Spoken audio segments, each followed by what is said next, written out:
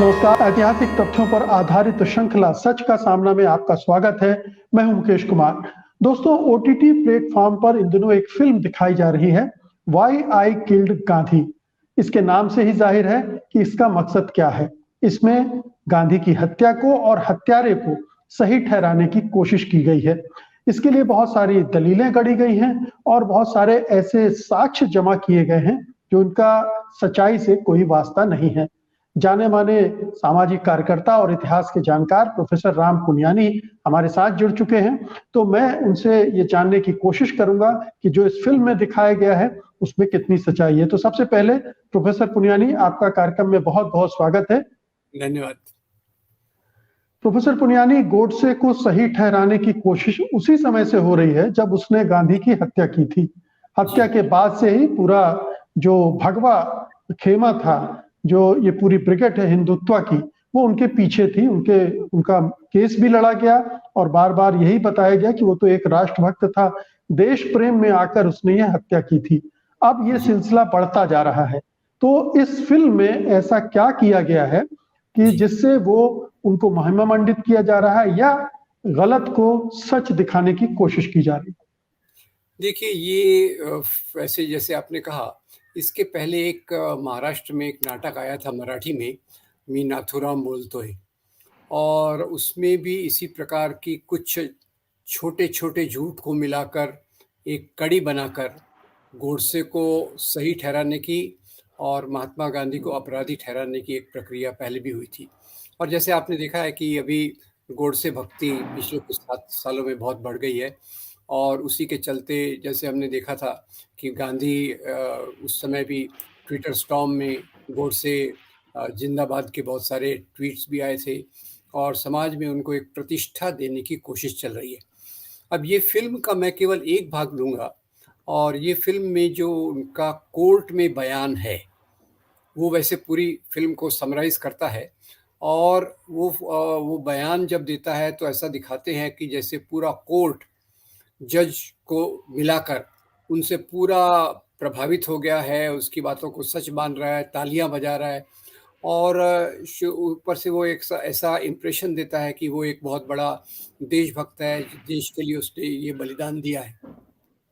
पर जब आप उसके स्टेटमेंट को, जो बयान उसने कोर्ट में दिया है, वो एक्चुअली पंजाब कोर्ट में जब फिर से उसको मौका मिला अपनी बात रखने का, उसके आधार पे वो है। अब इसमें एक के बाद एक पूरे झूठ के पुलिंदे जुड़े हुए हैं। मैं पहली बात से शुरुआत करूंगा।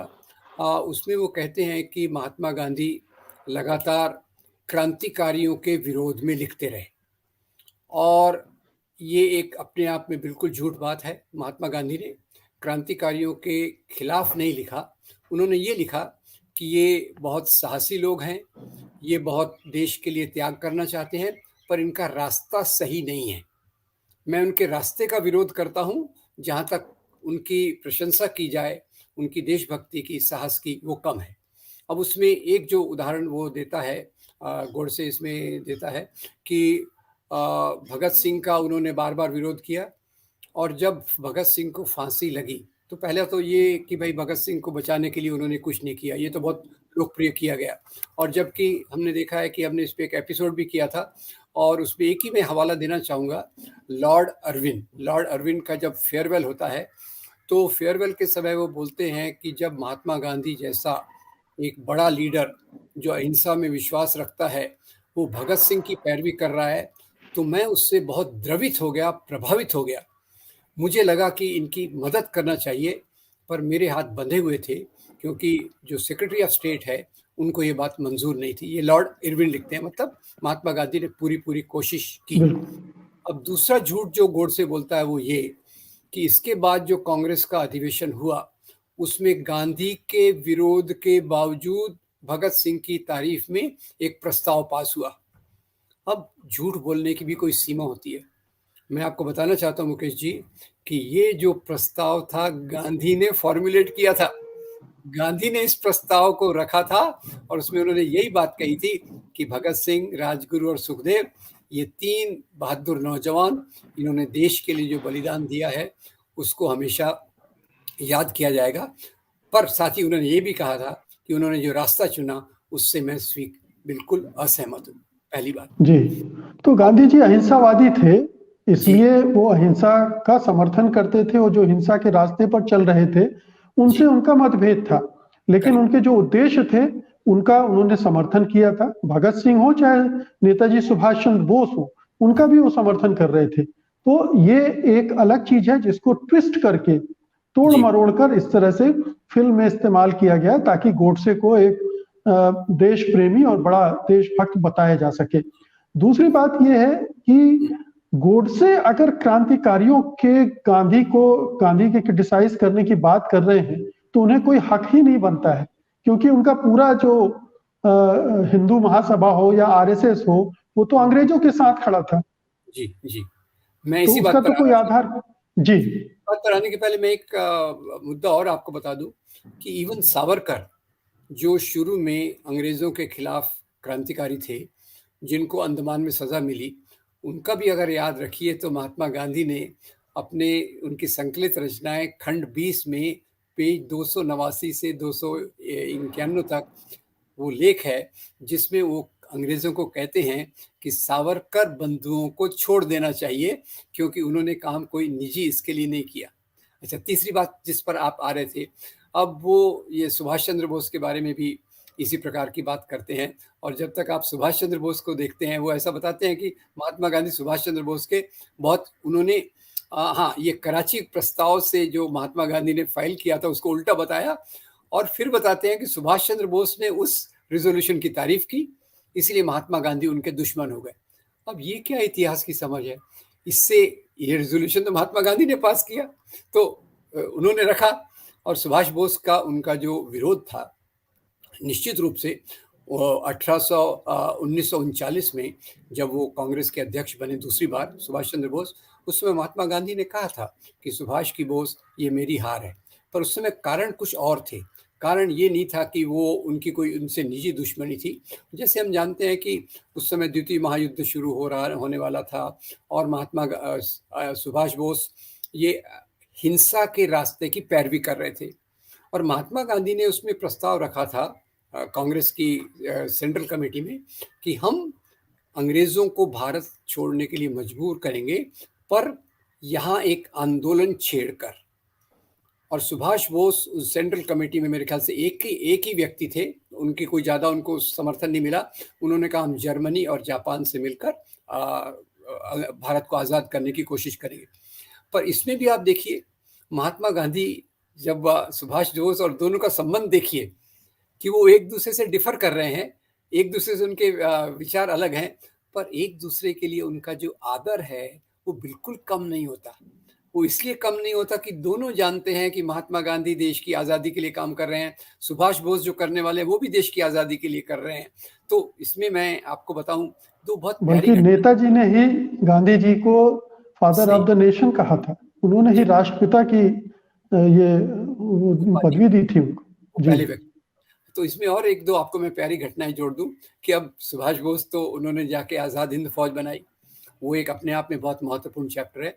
पर उसमें देखिए जब वो बटालियन बनाते हैं तो पहली बटालियन का नाम महात्मा गांधी बटालियन है।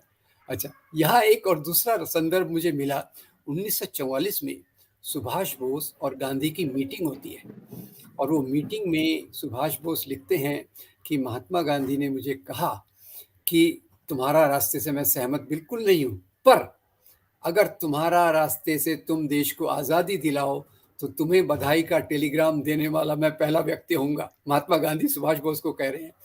तीसरी एक घटना देखिए कि जब आज़ाद हिंद फौज के कैदी दिल्ली लाए गए, तो उस समय महात्मा गांधी उनको मिलने गए, और ये मैं एक बहुत अच्छी घटना आपको बताना चाहता हूँ जो थोड़ी इससे मिली जुली है। महात्मा गांधी उन कैदियों से बात करते हैं, तो कहते हैं कि भाई आजकल तो हिंदू चाय मिलती है, चाय मुस्लिम चाय मिलती है, तो आप कैसे करते हो? तो वो कहते हैं बापू हम इस चाय को फेंकते नहीं है, इस चाय को हम मिला लेते हैं और मिलकर पीते हैं। तो महात्मा गांधी उससे एकदम गदगद हो गए कि इसका कोई हिसाब नहीं है। खैर, अब ये दूसरी बात। अब तीसरी बात, यहाँ मैं एक साइड में एक बात को कहना चाहता हूँ, गोडसे का एक चौथा सबसे बड़ा झूठ तो अभी आगे आएगा, पर इससे एक जुड़ी हुई बात कहना चाहता हूँ कि अगर गोडसे को क्रांतिकारियों से इतनी सहानुभूति थी, वो रास्ता उनको इतना अच्छा लगता था, तो उन्हें किसने रोका था कि वो आजाद हिंद फौज जाकर ज्वाइन न करें? उसके उलट वो एक पेपर का संपादन करते थे, उसका नाम था अग्रणी। अग्रणी में एक कार्टून छपवाया था, जिसमें 10 सिर का रावण है, केंद्रीय सिर गांधी का है और उसके बाजू वाला एक जो सिर है वो सुभाष बोस का है, और उसको गोडसे के गुरु सावरकर तीर से मारने की कोशिश कर रहे हैं। तो ये 3 चीजें तो हम यहाँ देख लेते हैं। और चौथी बात, फिर जो गोडसे एक झूठा इल्जाम लगाता है, खैर वो इसमें मैं डिटेल में नहीं जाऊंगा कि वो पूरा दोष पार्टीशन का गांधी को देता है, और जो अपने आप में गलत है। हम चर्चा कर चुके हैं कि पार्टीशन मुख्य रूप से British policy of divide and rule के कारण हुआ, इनकी फोड़ो और राज करो नीति के कारण हुआ, और उसमें हिंदू महासभा और मुस्लिम लीग दोनों का योगदान था। ये एक, अब जब रिफ्यूजी यहाँ आते हैं तो वो केवल एक ही रिफ्यूजीज की बात करता है गोडसे। वो कहता है कि जो हिंदू रिफ्यूजी वहाँ से आए, उन्होंने मस्जिदें ऑक्यूपाई कर ली, और महात्मा गांधी ने जब अनशन चालू किया तो उन्होंने शर्त रखी कि मुसलमानों की प्रॉपर्टी को खाली रखना चाहिए, जिससे रिफ्यूजीज को तकलीफ हुई। अब ये कितना डिस्टॉर्टेड है मैं आपको बताना चाहता हूँ। उस समय दिल्ली में सांप्रदायिक दंगे छोटे मोटे हो रहे थे, और हिंदुओं ने कई मुस्लिम प्रॉपर्टीज पर कब्जा कर लिया था। तो गांधी जी ने शर्त रखी कि हमें ये मुस्लिम्स की प्रॉपर्टी खाली कर देना चाहिए, सरकार की तरफ से रिफ्यूजीज को मदद देने की पूरी कोशिश होना चाहिए। तो ये ठीकरा भी वो गांधी जी के सिर पे फोड़ देता है। फिर वो 55 करोड़ का मामला तो बहुत क्लियर है। कोई महात्मा गांधी ने 55 करोड़ के बारे में कोई अनशन किया ही नहीं था, और ये कोई भारत का पैसा हम पाकिस्तान को नहीं दे रहे थे। जो गांधी की सलाह थी वो एक नैतिक आधार पे थी, उसमें कोई, उसके कारण उन्होंने ना कोई अनशन किया। अनशन की शर्तें तो मुख्य रूप से सांप्रदायिक हिंसा को रोकने के लिए थी, भारत के लोगों में मानवता को जगाने के लिए थी। अब यही जब सांप्रदायिक दंगे हुए तो गोडसे और कहता है कि महात्मा गांधी ये बातें भारत सरकार के सामने तो कर रहे हैं, क्या उनकी हिम्मत है कि वो जिन्ना और मुस्लिम लीग को इस प्रकार की बात करें, उनको झुकाएं? तब ये वो समझता नहीं है कि महात्मा गांधी, उसी में एक उनका संदर्भ है, गांधी जी लिखते हैं कि दिल्ली में मैं इस हिंसा को रोकना चाहता हूँ जो मुसलमानों के खिलाफ हो रही है। यही मुझे, इसी के साथ मैं कराची जाऊंगा, और मैं वहाँ पूरी दांव लगा दूंगा कि वहाँ होने वाले हिंदुओं और सिखों पर होने वाले अत्याचार बंद हों। उसके लिए मैं अपनी जान तक दे दूंगा। अब गोडसे महात्मा गांधी को मुस्लिम परस्त बताने की कोशिश करता है, जब इसके पहले ही हम देख चुके हैं महात्मा गांधी ये दिल्ली का एक एक्सपेरिमेंट करके देख रहे थे कि यहाँ मैं सफल हो गया तो मैं कराची जाकर इसी प्रकार का काम करूंगा, पर दुर्भाग्यवश पहले ही गोडसे ने उनकी जान ले ली, और मुस्लिम परस्त होने का तो सवाल नहीं था। अब आप देखिए, उस समय बंगाल के साइड में जो दंगे हुए थे, ग्रेट कैलकाटा किलिंग्स हुई, फिर नोआखाली में हुई, तो गांधी जी नोआखाली में गए तो वहाँ विक्टिम्स कौन थे? ज़्यादा विक्टिम्स तो वहाँ हिंदू थे। तो गांधी जी के लिए हिंदू मुस्लिम उस प्रकार का कोई मायना रखता नहीं। तो ये चौथा या पांचवा झूठ उसका। और सबसे बड़ा झूठ मुकेश जी ये है, वो कहता है कि ये योजना मैंने अकेले बनाई, मैंने किसी को इसमें कहा नहीं, और मैंने अकेले ही इसका इम्प्लीमेंट किया। अब इससे बड़ा झूठ क्या हो सकता है? सरदार पटेल अपनी शुरुआती इन्वेस्टिगेशंस के आधार पे, होम मिनिस्ट्री के आधार पे इस बात को कहते हैं कि हिंदू महासभा के एक्सट्रीम विंग ने इस हत्या को करवाया है। और बाद में जीवनलाल कपूर कमीशन जो बैठता है वो कहता है इसमें कोई शक नहीं है कि सावरकर और उसके साथियों ने मिलकर इसकी पूरी योजना बनाई। तो झूठ की इस पराकाष्ठा के साथ वो अपने बयान को समाप्त करता है, और फिर बताना चाहता है कि मैं देश के लिए ये कुर्बानी दे रहा हूँ, क्योंकि जब तक गांधी रहेगा यहाँ के हिंदू सुरक्षित नहीं है। इतना सब झूठ बातों के आधार पे ये मैंने उसका बयान देखा, और फिल्म में इससे कुछ अलग होगा ऐसा मुझे लगता नहीं है। जी, तो ये बहुत दुर्भाग्यपूर्ण है कि इस तरह की फिल्में बन रही हैं जिसमें इस तरह के तथ्यों को तोड़ मरोड़ कर देश को गुमराह करने की कोशिश की जा रही है। हालांकि ये मामला सुप्रीम कोर्ट में भी गया था, सुप्रीम कोर्ट ने इसकी सुनवाई नहीं की, कहा कि आप हाई कोर्ट में जाइए, और उनको सुप्रीम कोर्ट को इसमें याचिका में कोई गलत चीज नहीं लगी थी। वो जी। उसने ये कहा कि आप हाई कोर्ट में जाना चाहिए आपको। लेकिन ये फिल्म देखी जा रही है, और जरूरी है कि जो तथ्य उसमें गलत पेश किए जा रहे हैं वो लोगों को समझ में आए, अन्यथा वो गुमराह हो सकते हैं। एक हत्यारे को वो देशभक्त और देश प्रेमी मान सकते हैं, और जी। उसे जिस तरह से एक नायक के रूप में स्थापित करने की कोशिश की जा रही है गांधी के बरक्स, वो बहुत जी। ही दुर्भाग्यपूर्ण है इस देश के लिए, लोकतंत्र के लिए, संविधान के लिए। तो बहुत बहुत शुक्रिया प्रोफेसर पुरानी, इस गंभीर विषय पर बातचीत करने के लिए, जानकारी देने के लिए। धन्यवाद आपका। नमस्कार। सत्य हिंदी का ऐप डाउनलोड करें गूगल प्ले स्टोर पर।